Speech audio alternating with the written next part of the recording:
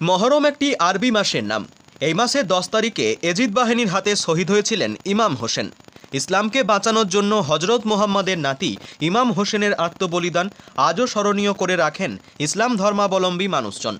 তাই কারবালার করুণ দৃশ্য মরসিয়া আকারে পাঠ করে মানুষের কাছে তুলে ধরেন হোসেনি ভক্তরা।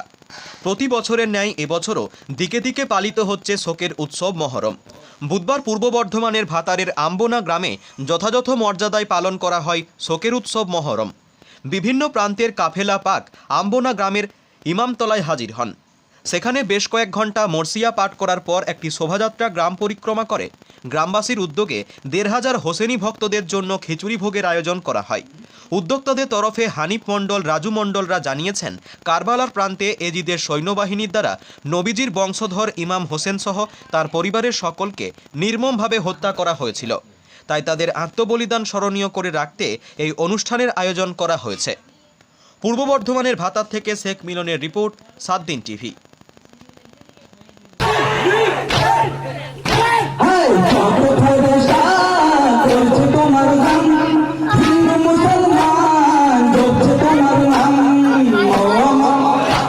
এটা আম্বোনা গ্রাম। এখানে মহরম উপলক্ষে বিভিন্ন গ্রামকে আমন্ত্রণ করা হয়েছে, নিমন্ত্রণ করা হয়েছে। এখানে খিচুড়ি ভোগ বা তাবারুক বিতরণ করা হচ্ছে, সকলকে খাওয়ানো হচ্ছে। প্রায় ১-১.৫০০ লোকের আয়োজন আছে।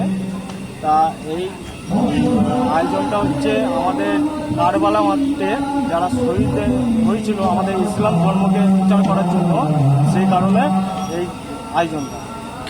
আম্বোনা গ্রামে আমরা আমাদের ইমাম হোসেন হাসানের স্মরণে এবং তাকে আজ অবধি তার স্মৃতি উদ্দেশ্যে আমাদের যে শোক মিছিল আয়োজন করেছি। আমাদের গ্রামে যে আমন্ত্রণ করা হয়েছিল 10 থেকে 12টা গ্রাম এসছে, আমাদের এই শোক মিছিলে অংশগ্রহণ করেছে এবং তাদেরকে আমরা খিচুড়ি ভোগ খাওয়ার জন্য আমাদের সকলের সহযোগিতায় আমরা খিচুড়ি ভোগের আয়োজন করেছি। আমাদের একদিকে খাওয়ানো চলছে, আবার কাফেলা পাকে কিছু ছেলে আমাদের ইমামতলাতে আমাদের মরসিয়া মাতম করছে। আমরা কিছুক্ষণ পরে আম্বোনা কয়রাপুর আমাদের সমস্ত কাফেলা পাকে ছেলেদেরকে নিয়ে একটা র্যালি শো করবো, শোক মিছিল করবো। সেই শোক মিছিলে আমাদের 2-3 হাজার কাফেলা পাকে ছেলে অংশগ্রহণ করেছে এবং তাদেরকে খাওয়ানো হচ্ছে। তারা খাওয়া দাওয়ার পর আমাদের শোক মিছিলটা শুরু করবে। আমরা দমনপুর ইমামবাড়া অন্য মোহাম্মদ ওখান থেকে এসেছি। তো এখানে কয়রাপুর গ্রামে আমাদের দাওয়াত দেওয়া হয়েছে। আমরা ইমাম হোসেনের এই শোকের এই মজলিসে আমরা শরীক হওয়ার জন্য আমাদের গ্রামের কাফেলা পাকের দল এখানে এসেছে। আমরা কিছু মার্শেপাক পাঠ করবো এবং ওনার সামনে কিছু শুনবো, কিছু শ্রবণ করবো।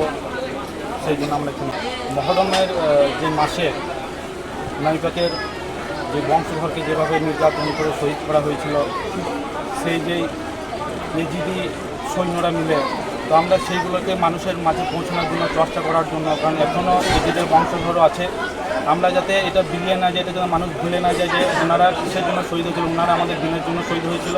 আমরা সেটাকে আরও করে প্রচার করার জন্য, মানুষের কাছে পৌঁছানোর জন্য, সঠিক তথ্য পৌঁছানোর জন্য আমরা ওই ঘটনাগুলোকে মোর্চার আকারে লিখি এবং মানুষের কাছে পৌঁছাই।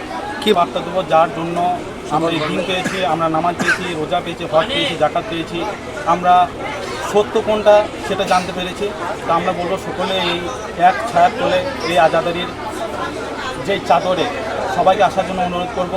এই মঞ্চে সবাইকে আসার অনুরোধ করবো এবং তাদের জিকির আজকার করার অনুরোধ করবো। মহৎ কতজন এসেছেন আপনারা? আমরা মোটামুটি 40 থেকে 45 জন এসেছি। এই গ্রামের পরিবেশ বা কেমন লক্ষ্য করতে পারলেন এদের ব্যবস্থাপনা? অনেক সুন্দর, অনেক সুন্দর, মাশাআল্লাহ। আমাদের অনেক ভালো লেগেছে এবং যদি আমরা পরবর্তীকালে আবার সুযোগ পাই আমরা আবার আসার চেষ্টা করব। উপরওয়ালার কাছে কী কামনা রাখবে? উপরওয়ালার কাছে কামনা রাখবো যেন উনি সকল শ্রেণীর সম্প্রদায়কে যেন ভালো রাখে এবং আমাদের এই আজাদারি এটা যেন আরও মানুষের কাছে পৌঁছায়, যারা এখনও গুমরাহের পথে আছে, যারা এখনও এই মঞ্চে উপস্থিত হতে পারেনি, যারা এই আজাদারির মধ্যে এখনও যারা অংশগ্রহণ করতে পারেন, তাদেরকে আমরা আহ্বান জানাবো যে আপনারা আসুন, সঠিক পথে আসুন, দেখুন কোনটা আসল দিন, কোনটা আসল ধর্ম। আপনারা আসুন, আমরা আপনাদেরকে পুরোজোর অনুরোধ করছি, আমরা আমাদেরকে সাদর আমন্ত্রণ জানাচ্ছি।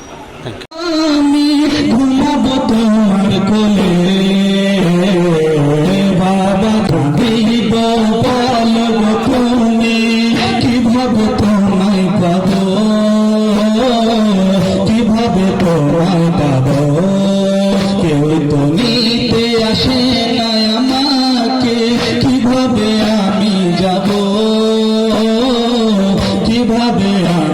যাব বাঁচতে চাই না বাবা গো আর যেতে চাই আমি মরে